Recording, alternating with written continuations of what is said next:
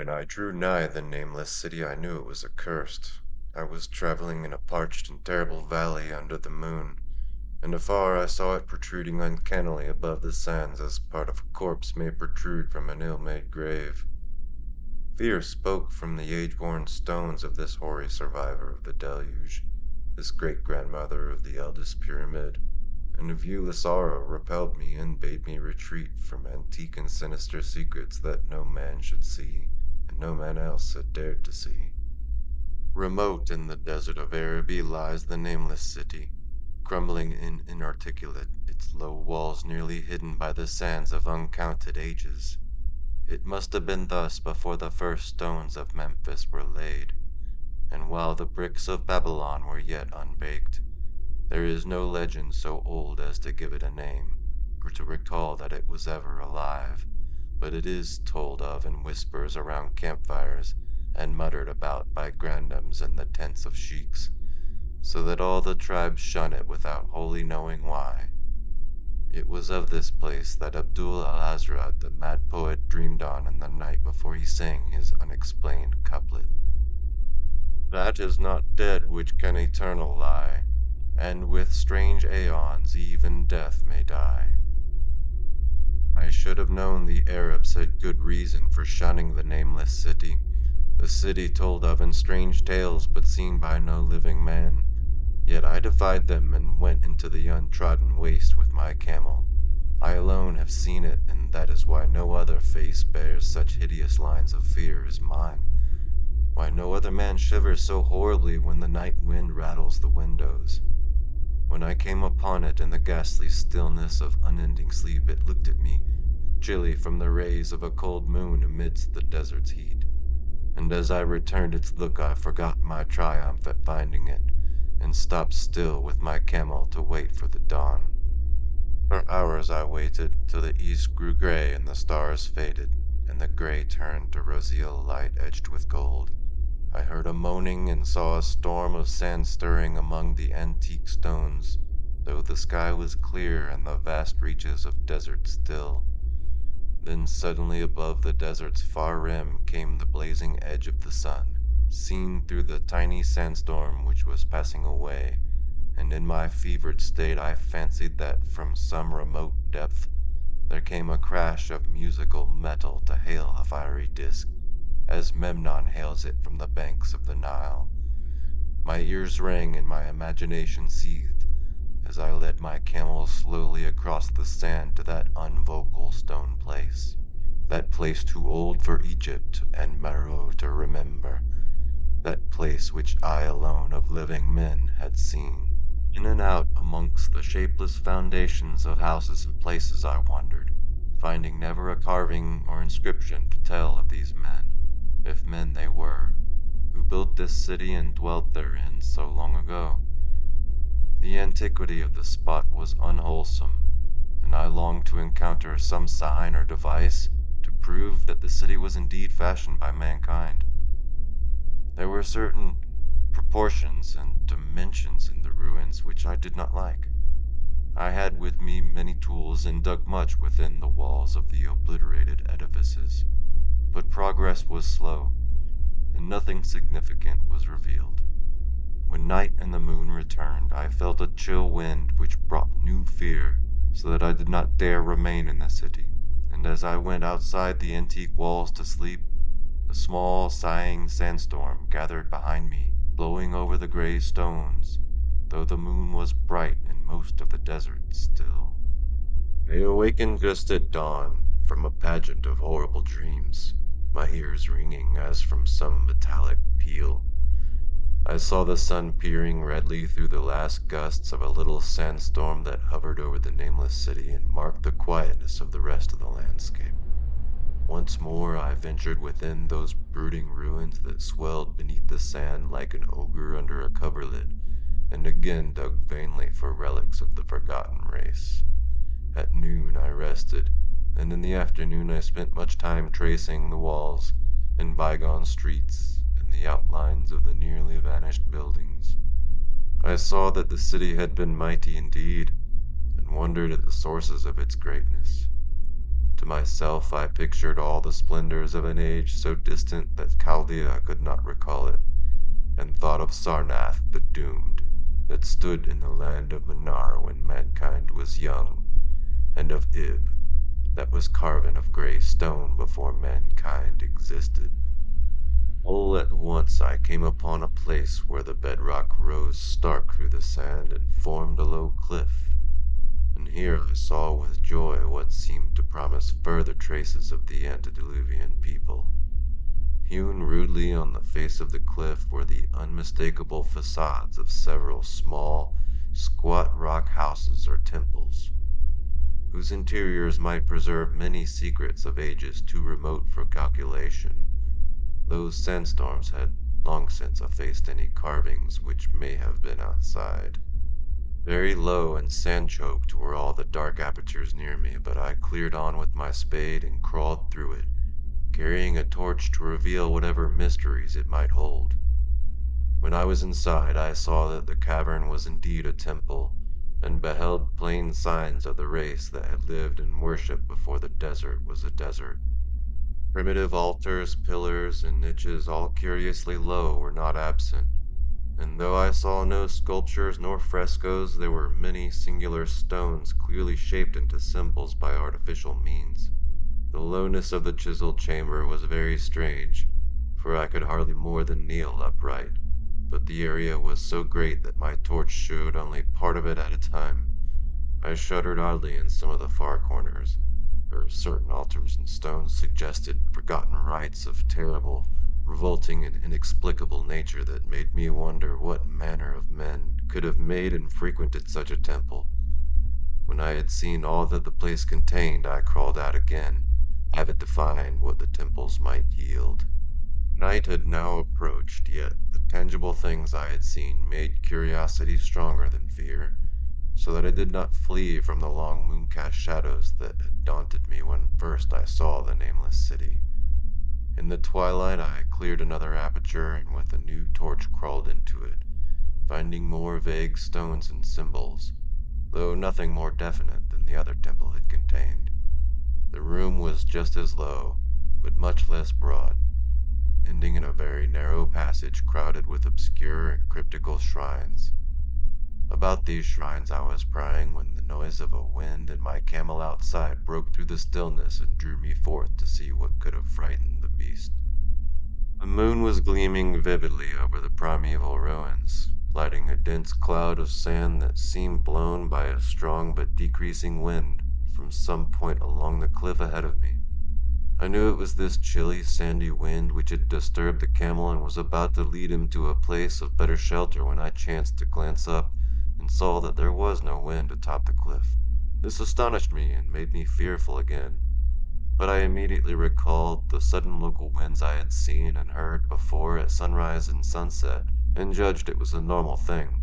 I decided that it came from some rock fissure leading to a cave, and watched the troubled sand to trace it to its source, soon perceiving that it came from the black orifice of a temple a long distance south of me, almost out of sight.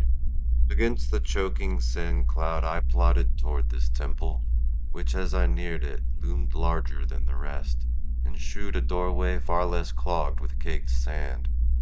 I would have entered had not the terrific force of the icy wind almost quenched my torch. It poured madly out of the dark door, sighing uncannily as it ruffled the sand and spread among the weird ruins. Soon it grew fainter, and the sand grew more and more still, till finally all was at rest again, but a presence seemed stalking among the spectral stones of the city, and when I glanced at the moon it seemed to quiver as though mirrored in unquiet waters. I was more afraid than I could explain, but not enough to dull my thirst for wonder, so as soon as the wind was quite gone I crossed into the dark chamber from which it had come. This temple, as I had fancied from the outside, was larger than either of those I had visited before, and was presumably a natural cavern, since it bore winds from some region beyond. Here I could stand quite upright, but saw that the stones and altars were as low as those in other temples. On the walls and roof I beheld for the first time some traces of the pictorial art of the ancient race. curious curling streaks of paint that had almost faded or crumbled away. And on two of the altars I saw with rising excitement a maze of well-fashioned curvilinear drawings. As I held my torch aloft, it seemed to me that the shape of the roof was too regular to be natural, and I wondered what the prehistoric cutters of stone had first worked upon. Their engineering skill must have been vast. Then a brighter flare of the fantastic flame showed me that for which I had been seeking, the opening to those remoter abysses whence the sudden wind had blown, and I grew faint when I saw that it was a small and plainly artificial door chiseled in the solid rock. I thrust my torch within, beholding a black tunnel with the roof arching low over a rough flight of very small, numerous, and steeply descending steps. I shall always see those steps in my dreams, for I came to learn what they meant. At the time I hardly knew whether to call them steps or mere footholds in a precipitous descent. My mind was whirling with mad thoughts, and the words and warning of Arab prophets seemed to float across the desert from the lands that men know to the nameless city that men dare not know. Yet I hesitated only for a moment before advancing through the portal and commencing to climb cautiously down the steep passage, feet first, as though on a ladder. It is only in the terrible phantasms of drugs or delirium that any other men can have such a descent as mine. The narrow passage led infinitely down like some hideous haunted well, and the torch I held above my head could not light the unknown depths toward which I was crawling. I lost track of the hours and forgot to consult my watch, though I was frightened when I thought of the distance I must be traversing. There were changes of direction and of steepness, and once I came to a long, low-level passage where I had to wriggle feet first along the rocky floor, holding my torch at arm's length beyond my head. The place was not high enough for kneeling. After that were more of the steep steps, and I was still scrambling down interminably when my failing torch died out. I do not think I noticed it at the time, for when I did notice it, I was still holding it high above me as if it were ablaze. I was quite unbalanced with that instinct for the strange and the unknown which had made me a wanderer upon earth and a haunter of far, ancient, and forbidden places. In the darkness there flashed before my mind fragments of my cherished treasury of daimoniac lore, sentences from Al-Azrad, the mad Arab, paragraphs from the apocryphal nightmares of Damascus, and infamous lines from the delirious Image du Monde of Gaultier de Met.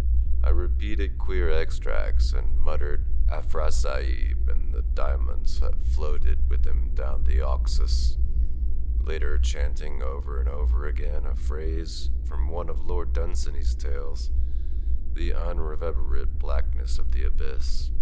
Once, when the descent grew amazingly steep, I recited something in sing-song from Thomas Moore until I feared to recite more. A reservoir of darkness black as witches' cauldrons are when filled, with moon drugs in the eclipse distilled, leaning to look if foot might pass down through that chasm I saw beneath, as far as vision could explore. The jetty sides as smooth as glass, looking as if varnished o'er, with that dark pitch the seed of death throws out upon its slimy shore. Time had quite ceased to exist when my feet again fell to level floor, and I found myself in a place slightly higher than the rooms in the two smaller temples now so incalculably far above my head. I could not quite stand, but could kneel upright, and in the dark I shuffled and crept hither and thither at random. I soon knew that I was in a narrow passage whose walls were lined with cases of wood having glass fronts. As in that Paleozoic and abysmal place I felt of such things as polished wood and glass, I shuddered at the possible implications. The cases were apparently ranged along each side of the passage at regular intervals, and were oblong and horizontal, hideously like coffins in shape and size. When I tried to move two or three for further examination, I found that they were firmly fastened. I saw that the passage was a long one, so floundered ahead rapidly in a creeping run that would have seemed horrible had any eye watched me in the blackness, crossing from side to side occasionally to feel of my surroundings and be sure the walls and rows of cases still stretched on. Man is so used to thinking visually that I almost forgot the darkness and pictured the endless corridor of wood and glass in its low-studded monotony as though I saw it, and then, in a moment of indescribable emotion, I did see it. Just when my fancy merged into real sight, I cannot tell. But there came a gradual glow ahead, and all at once I knew that I saw the dim outlines of a corridor, and the cases, revealed by some unknown subterranean phosphorescence. For a little while, all was exactly as I had imagined it, since the glow was very faint. But as I mechanically kept on stumbling ahead into the stronger light, I realized my fancy had been but feeble. This hall was no relic of crudity like the temples in the city above, but a monument of the most magnificent and exotic art. Rich, vivid, and daringly fantastic designs and pictures formed a continuous scheme of mural painting whose lines and colors were beyond description.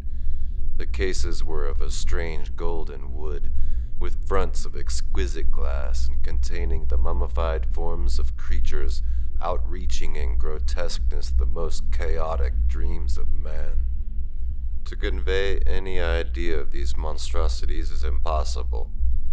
They were of the reptile kind, with body lines suggesting sometimes the crocodile, sometimes the seal, but more often nothing of which either the naturalist or the paleontologist ever heard.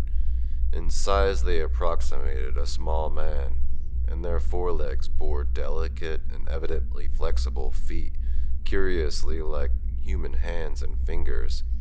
But strangest of all were their heads, which presented a contour violating all known biological principles. To nothing can such things be well compared. In one flash I thought of comparisons as varied as the cat, the bullfrog, the mythic satyr, and the human being. Not Jove himself had had so colossal and protuberant a forehead, yet the horns and the noselessness of the alligator-like jaw placed the things outside all established categories. I debated for a time on the reality of the mummies, half suspecting they were artificial idols, but soon decided they were indeed some Paleogene species which had lived when the Nameless city was alive. To crown their grotesqueness, most of them were gorgeously enrobed in the costliest of fabrics and lavishly laden with ornaments of gold, jewels, and unknown shining metals. The importance of these crawling creatures must have been vast, for they held first place among the wild designs on the frescoed walls and ceiling. With matchless skill had the artists drawn them in a world of their own, wherein they had cities and gardens fashioned to suit their dimensions, and I could not help but think that their pictured history was allegorical, perhaps showing the progress of the race that worshipped them. These creatures, I said to myself, were to men of the Nameless city what the she-wolf was to Rome, or some totem beast is to a tribe of Indians. Holding this view, I could trace roughly a wonderful epic of the Nameless city, the tale of a mighty sea-coast metropolis that ruled the world before Africa rose out of the waves, and of its struggles as the sea shrank away, and the desert crept into the fertile valley that held it. I saw its wars and triumphs, its troubles and defeats, and afterwards its terrible fight against the desert when thousands of its people, here represented in allegory by the grotesque reptiles, were driven to chisel their way down through the rocks in some marvelous manner to another world whereof their prophets had told them. It was all vividly weird and realistic, and its connection with the awesome descent I had made was unmistakable. I even recognized the passages. As I crept along the corridor toward the brighter light, I saw later stages of the painted epic, the leave-taking of the race that had dwelt in the Nameless city and the valley around for 10 million years. The race whose souls shrank from quitting scenes their bodies had known so long, where they had settled as nomads in the earth's youth, hewing in the virgin rock those primal shrines at which they had never ceased to worship. Now that the light was better, I studied the pictures more closely, and remembering that the strange reptiles must represent the unknown men, pondered upon the customs of the Nameless City. Many things were peculiar and inexplicable. The civilization, which included a written alphabet, had seemingly risen to a higher order than those immeasurably later civilizations of Egypt and Chaldea, yet there were curious omissions. I could, for example, find no pictures to represent deaths or funeral customs, save such as were related to wars, violence, and plagues, and I wondered at the reticence shown concerning natural death. It was as though an ideal of earthly immortality had been fostered as a cheering illusion. Still near the end of the passage was painted scenes of the utmost picturesqueness and extravagance, contrasted views of the Nameless City and its desertion and growing ruin, and of the strange new realm of paradise to which the race had hewed its way through the stone. In these views, the city and the desert valley were shown always by moonlight, a golden nimbus hovering over the fallen walls, and half revealing the splendid perfection of former times, shewn spectrally and elusively by the artist. The paradisal scenes were almost too extravagant to be believed, portraying a hidden world of eternal day filled with glorious cities and ethereal hills and valleys. At the very last, I thought I saw signs of an artistic anticlimax. The paintings were less skillful and much more bizarre than even the wildest of the earlier scenes. They seemed to record a slow decadence of the ancient stock, coupled with a growing ferocity toward the outside world from which it was driven by the desert. The forms of the people, always represented by the sacred reptiles, appeared to be gradually wasting away, through their spirit as shown hovering above the ruins by moonlight gained in proportion.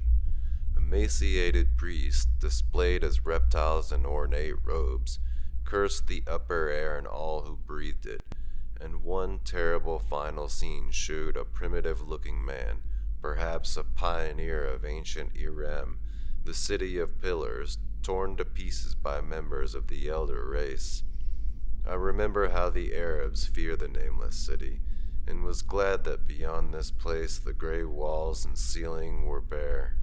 As I viewed the pageant of mural history, I had approached very closely to the end of the low-ceiled hall, and was aware of a great gate through which came all of the illuminating phosphorescence. Creeping up to it, I cried aloud in transcendent amazement at what lay beyond, for instead of other and brighter chambers, there was only an illimitable void of uniform radiance, such one might fancy when gazing down from the peak of Mount Everest upon a sea of sunlit mist. Behind me was a passage so cramped that I could not stand upright in it. Before me was an infinity of subterranean effulgence. Reaching down from the passage into the abyss was the head of a steep flight of steps. Small, numerous steps like those of black passages I had traversed, but after a few feet of the glowing vapors concealed everything. Swung back open against the left-hand wall of the passage was a massive door of brass, incredibly thick and decorated with fantastic bas-reliefs, which could have closed shut the whole inner world of light away from the vaults and passages of rocks. I looked at the steps and further nonce dared not try them. I touched the open brass door and could not move it. Then I sank prone to the stone floor, my mind aflame with prodigious reflections which not even a death-like exhaustion could banish. As I lay still with closed eyes free to ponder, many things I had lightly noted in the frescoes came back to me with new and terrible significance.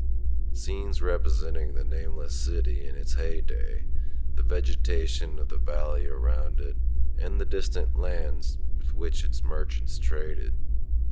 The allegory of the crawling creatures puzzled me by its universal prominence, and I wondered that it should be so closely followed in a pictured history of such importance.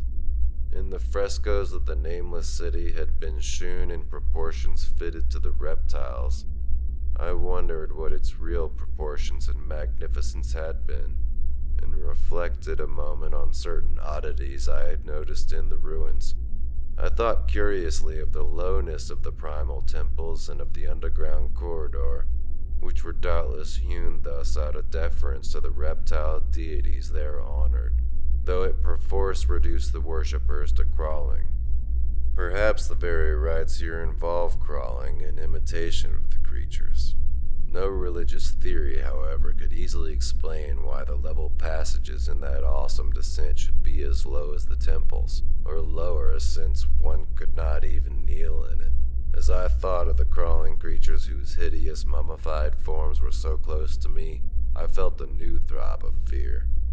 Mental associations are curious, and I shrank from the idea that except for the poor primitive man torn to pieces in the last painting, mine was the only human form amidst the many relics and symbols of the primordial life. But as always in my strange and roving existence, wonder soon drove out fear, for the luminous abyss and what it might contain presented a problem worthy of the greatest explorer. That a weird world of mystery lay far down that flight of peculiarly small steps I could not doubt, and I hoped to find there those human memorials which the painted corridor had failed to give. The frescoes had pictured unbelievable cities and valleys in this lower realm, and my fancy dwelled on the rich and colossal ruins that awaited me. My fears, indeed, concerned the past rather than the future. Not even the physical horror of my position in that cramped corridor of dead reptiles and antediluvian frescoes, miles below the world I knew and faced by another world of eerie light and mist, could match the lethal dread I felt at the abysmal antiquity of the scene and its soul. An ancientness so vast that measurement is feeble seemed to leer down from the primal stones and rock-hewn temples of the Nameless city, while the very latest of the astounding maps in the frescoes shewed oceans and continents that man has forgotten, with only here and there some vaguely familiar outlines of what could have happened in the geological ages since the painting ceased and the death-hating race resentfully succumbed to decay. No man might say. Life had once teemed in these caverns and in the luminous realm beyond. Now I was alone with the vivid relics, and I trembled to think of the countless ages through which these relics had kept a silent, deserted vigil.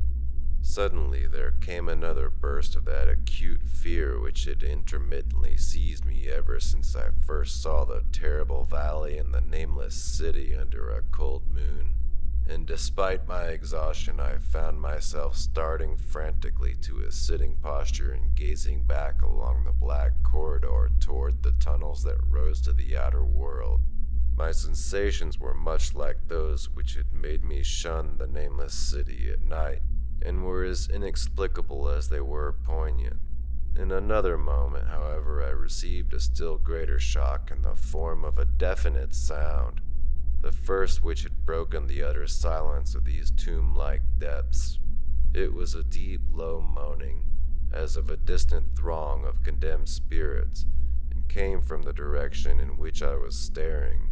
Its volume rapidly grew till it soon reverberated rightfully through the low passage, and at the same time I became conscious of an increasing draught of cold air, likewise flowing from the tunnels and the city above. The touch of this air seemed to restore my balance, for I instantly recalled the sudden gust which had risen around the mouth of the abyss each sunset and sunrise, one of which had indeed revealed the hidden tunnels to me. I looked at my watch and I saw that sunrise was near, so bracing myself to resist the gale that was sweeping down to its cavern home as it had swept forth at evening, my fear again waned low, since the natural phenomenon tends to dispel broodings over the unknown. more and more madly poured the shrieking, moaning night wind into the gulf of the inner earth. I dropped prone again and clutched vainly at the floor for fear of being swept bodily through the open gate into the phosphorescent abyss. Such fury I had not expected, and as I grew aware of an actual slipping of my form toward the abyss, I was beset by 1,000 new terrors of apprehension and imagination. The malignancy of the blast awakened incredible fancies. Once more I compared myself shudderingly to the only human image in that frightful corridor, the man who was torn to pieces by the nameless race. For in the fiendish clawing of the swirling currents there seemed to abide a vindictive rage all the stronger because it was largely impotent. I think I screamed frantically near the last. I was almost mad, but if I did so, my cries were lost in the hell-born babble of the howling wind wraiths. I tried to crawl against the murderous invisible torrent, but I could not even hold my own as I was pushed slowly and inexorably toward the unknown world. Finally, reason must have wholly snapped, for I fell babbling over and over that unexplainable couplet of the mad Arab Al-Hazred, who dreamed of the nameless city. That is not dead which can eternal lie, and with strange aeons even death may die. Only the grim, brooding desert gods know what really took place. What indescribable struggles and scrambles in the dark I endured, or what abaddon guided me back to life, where I must always remember and shiver in the night wind till oblivion, or worse, claims me. Monstrous, unnatural, colossal was the thing, too far beyond all the ideas of man to be believed, except in the silent, damnable small hours of the morning when one cannot sleep. I have said that the fury of the rushing blast was infernal, cacodemoniacal, and that its voices were hideous with the pent-up viciousness of desolate eternities. Presently these voices, while still chaotic before me, seemed to my beating brain to take articulate form behind me, and down there in the grave of unnumbered aeon-dead antiquities, leagues below the dawn-lit world of men, I heard the ghastly cursing and snarling of strange-tongued fiends. Turning, I saw outlined against the luminous aether of the abyss what could not be seen against the dusk of the corridor, a nightmare horde of rushing devils, hate-distorted, grotesquely panoplied, half-transparent devils of a race no man might mistake, the crawling reptiles of the nameless city.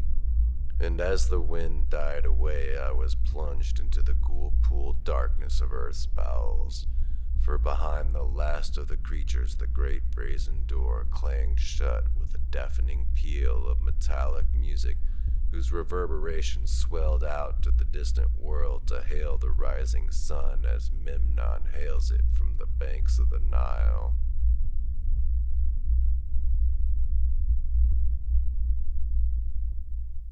And that concludes our journey into the Nameless City by H.P. Lovecraft. If you enjoyed this audiobook, don't forget to like, subscribe, and hit the bell icon so you never miss another tale. Until next time, Wanderer.